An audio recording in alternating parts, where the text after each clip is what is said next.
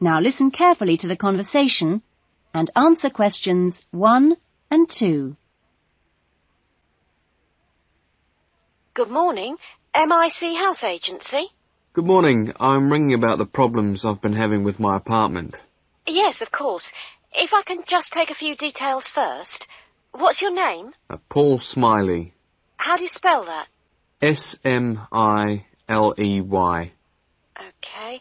And what's the address? Apartment 216 Rose Lane. Rose Lane. And that's in? In Newton. Oh, yes, I know the property. Could I just ask, how long is the lease? It's for 1 year. Huh? And you moved in? Last week, on 27th of June. Fine, thank you. Before the conversation continues, you have some time to look at questions 3 to 10.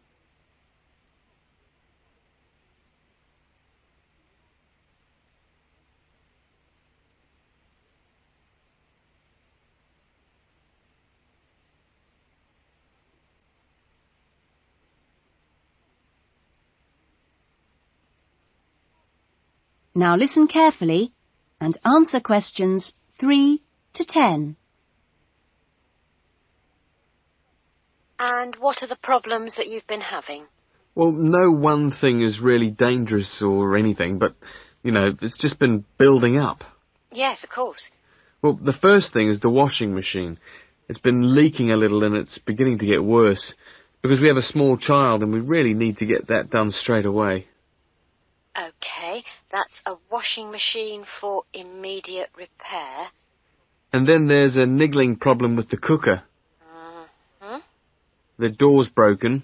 Right. It's nothing serious and it can be used, but if you can send someone over in the next couple of weeks or so, that'd be great. Fine, I've got that. Then we're worried about all the windows. Are they broken? No, but there are no locks on them. And, with the insurance these days. Uh-huh. And when would you like those done? Well, that's not really urgent, but you never know when there's going to be a break-in. No. We'll get those done for you next week. Don't worry. And then there's the bathroom light. It's getting quite annoying. It flickers quite badly and it's giving me headaches. I'd really like to get that replaced right away. That's no problem. And then the last thing on the list is the kitchen curtains. They're torn. Oh, right. We do have quite a few spare ones in stock and can get those to you in the next week, if that's all right with you. Yes, that'd be fine. Anything else? No, that's all. OK, fine. What we'll do is get someone over to you this afternoon, if you're in. Well, I'm going to be out for a short time. Well, you tell us your preferred times. Well, the best time is about 1 o'clock. I'll have to check that with him. And if he can't make it then, what would be your second preference? Any time up to 5 p.m. would be fine. OK, I've made a note of that. Great. Well, thanks very much for your help. That's fine. Thank you for calling. Goodbye. Goodbye. That is the end of section 1. You will now have half a minute to check your answers.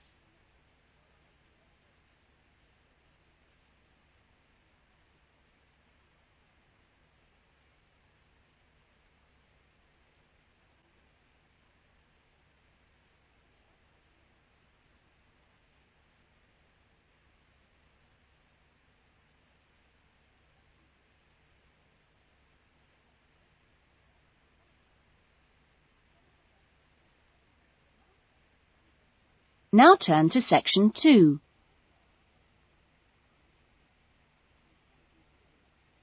Section 2. You will hear a recreation officer at a holiday resort telling the guests about their accommodation and the activities available.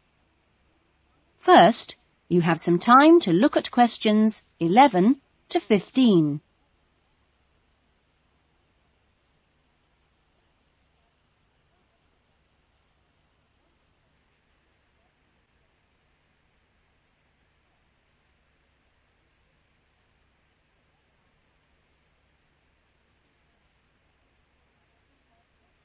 Now listen carefully to the first part of the talk and answer questions 11 to 15. Great. Well, hi everyone. My name's Jody, and I'm one of the 4 recreation officers here at Rainforest Lodge. My job is to make sure that you all have a great stay here with us and go away feeling relaxed and refreshed. As you can see, we're literally in the middle of nowhere at the lodge. There are no newspapers or TVs, and there's only one phone, and that's in the office.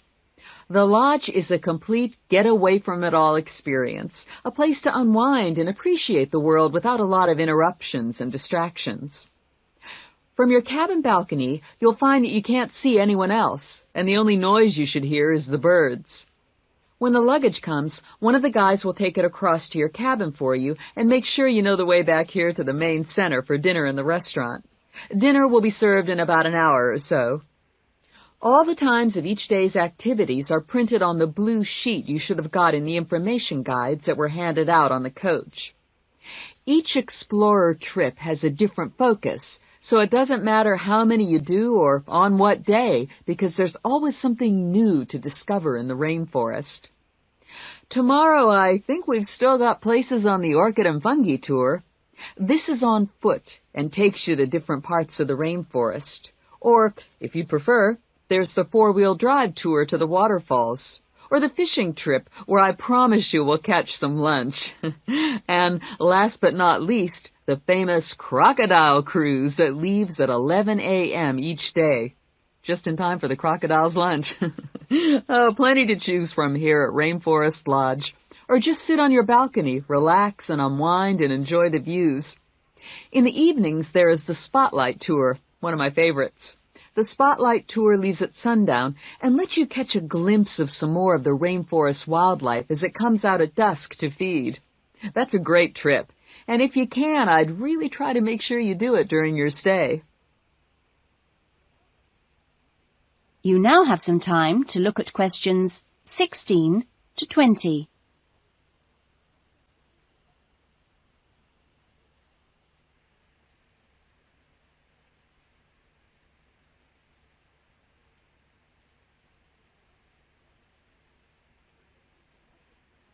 Now listen to the rest of the talk and answer questions 16 to 20. You've chosen to visit the rainforest in March, which is just at the end of the wet season, so you'll soon notice how well the waterfalls are running and also how damp the ground is. Things can tend to get a bit slippery, too, so if you didn't bring any walking boots, I'd advise you to hire some from the office. You'll also be much better off in long trousers rather than shorts, because they will give your legs more protection. And socks are a good idea, too. There's no need to be nervous of the rainforest, provided that you treat it with respect and common sense. Most of the animals and wildlife are gentle and harmless. There are some venomous snakes to beware of, but really, they're much more frightened of you than you are of them. The other thing is that certain plants can cause irritation if you touch them with bare skin. Well, that's about all for the time being. The guys are here to take you and your luggage to the cabin. That is the end of section 2. You will now have half a minute to check your answers.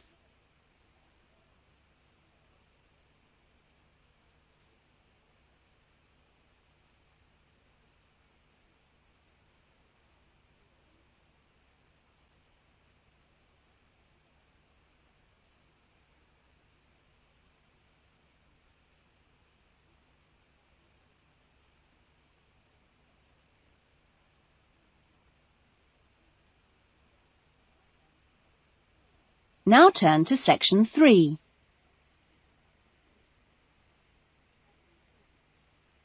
Section 3.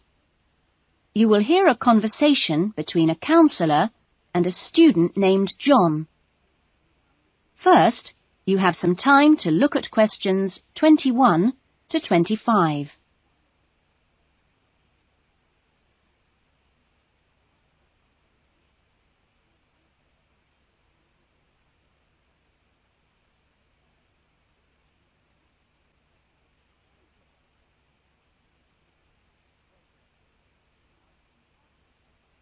Now listen carefully to the conversation and answer questions 21 to 25. Hello, John. What can I do for you? Well, I heard about these counselling sessions from a friend doing a science course, and I was really interested. I think they should be compulsory, really. Well, to be quite honest, John, I think they would be useful for everybody, but, well, everybody has their own way of going about things. I prefer people just to drop in when they can. Yes. I find that talking to students about the requirements of a course helps to clarify what needs to be done. I mean, the biggest difference between college and school is that new college students really have to do a lot of work on their own. And it's sometimes useful to get advice on how to take control of your time and work effectively. Yes. I mean, it seems like a very light workload until assignment time comes, and then I seem to be working all night sometimes. I'm not the only one. It's ridiculous. The resource centre is very good, but it closes so early. It's in the library, and so you think you could use it more. It's a real problem for me. Well, you're certainly not the only person in that position, as I'm sure you've found. It really comes down to using every available hour in a systematic way. If you do this with a plan, then you'll find that you still have time for yourself and your hobbies as well. Yeah. I've heard from Thomas that you made him a sort of plan like this, and he's going away for the weekend with all his work handed in, whereas I haven't even started. I need to find out a few more things about you first. I'll give you this form to fill in about your lectures and things before you leave. You now have some time to look at questions 26 to 30.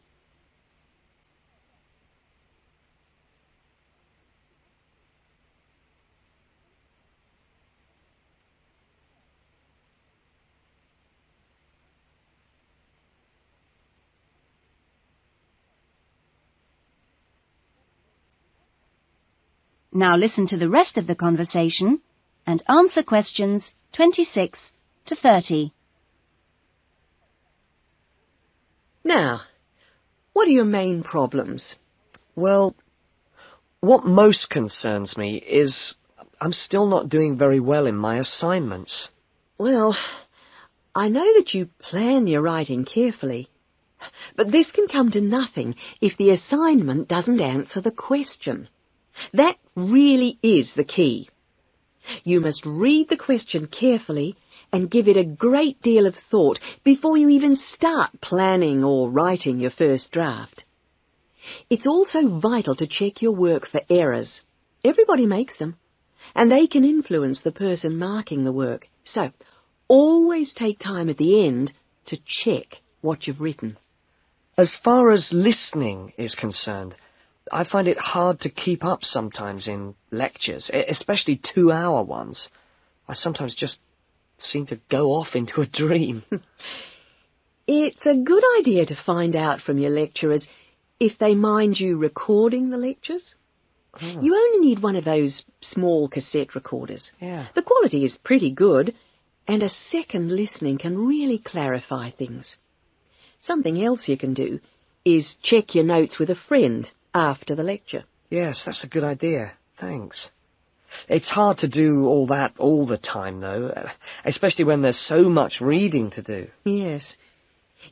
It's important, though, not to confine yourself to reading on your subject. You should also read things of general interest that appeal to you. You know, novels, newspapers, that kind of thing. Do you have a good dictionary? Not really. I've never bothered with one. It would probably be a good idea to get one. Dictionaries aren't expensive, and they can help a lot. Also, you can underline or highlight new words, and then you've got to... That is the end of section 3. You will now have half a minute to check your answers.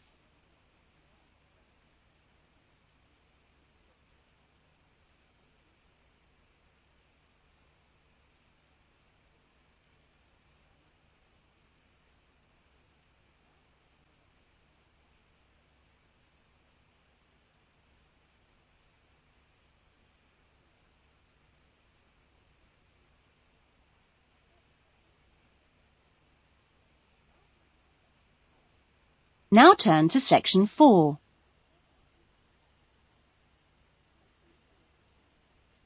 Section 4. You will hear a student talking about his research project in a university tutorial. First, you have some time to look at questions 31 to 40.